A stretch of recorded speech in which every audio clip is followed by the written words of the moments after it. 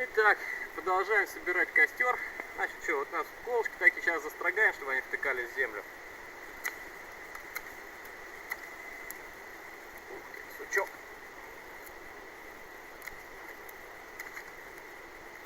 Чуть подзаострим.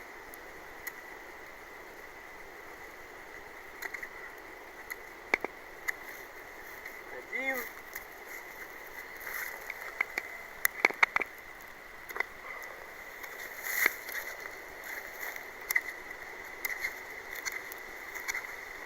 Потому что финскую свечу, в принципе, делают как? Либо распиливают огромный пень, немножко расклинивают его, вот эти щели. Пень, его распиливают вот так на 6 частей, не до конца. Щели расклинивают палками и внутри зажигают. Либо раскалывают топором также, либо можно сделать нечто подобное финской свече. Это сложить несколько поленьев стаймя, прибить их колями к земле, чтобы они не разваливались. Ну и внутри как бы разжечь костер, и будет гореть типа комфорки такой своеобразный.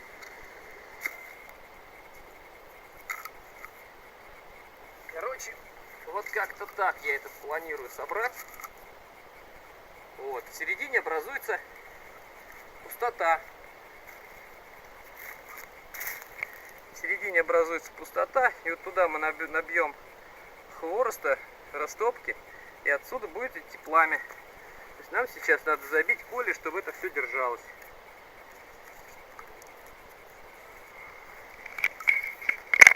Так. Давай я подержу. Да, не надо. Вот кияночка импровизированная.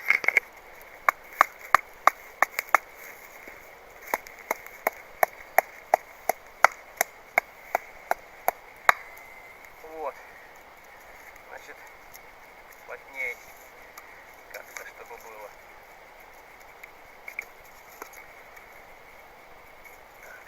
И поровнее желательно. Потому что вот на эту поверхность можно ставить котелок. Он отлично закипит, отлично будет работать.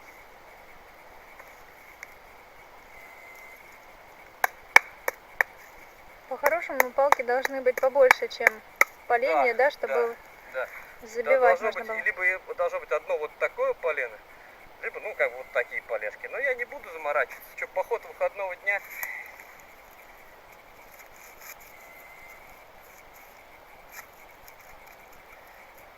Мне всегда нравились вот эти вот костровища, когда можно ставить сковородку, типа ровно поверхность.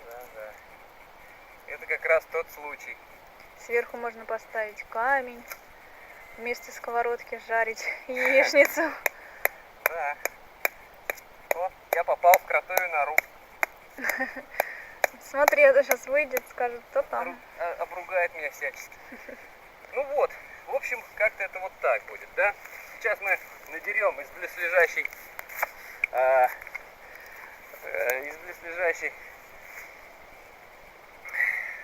березы, близлежащей.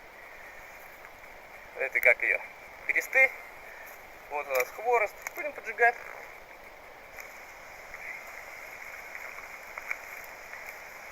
Ну вот, я думаю, что вот этого количества нам достаточно будет. Более чем.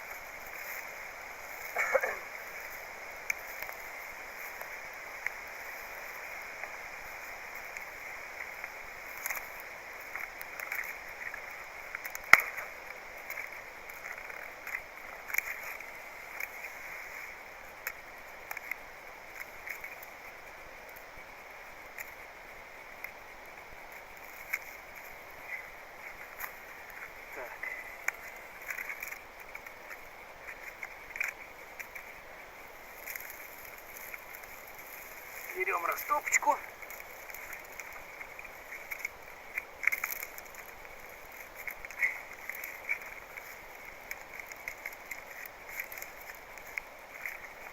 Свеча. Ну, не свеча, это просто растопочка, а целиком костер называется свеча. Засовываем ее сюда.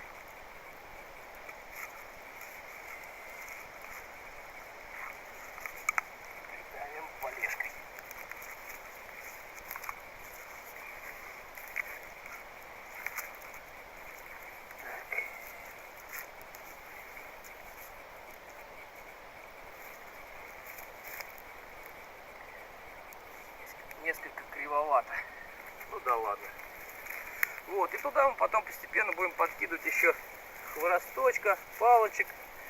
И все это загорится и будет весело гореть. В принципе, можно забить еще несколько колов, потому что немного неустойчиво. Давайте это и сделаем. Есть у меня тут несколько обрезков еще. Куда-то сюда, думаю.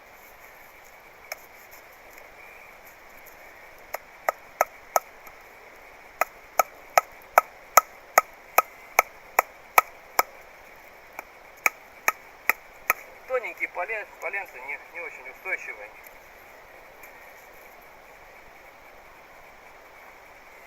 Ну да ладно.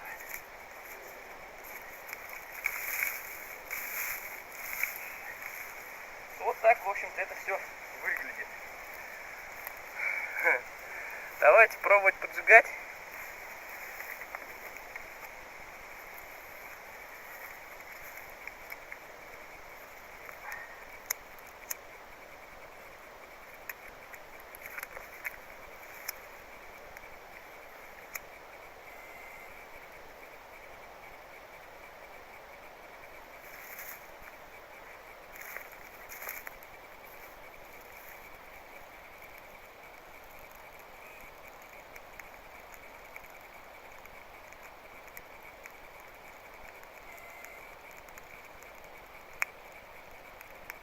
Вот зачем нужна была кора, обернутая вокруг хвороста. Она замечательно горит вокруг хвороста, тем самым поджигает эти тоненькие палочки.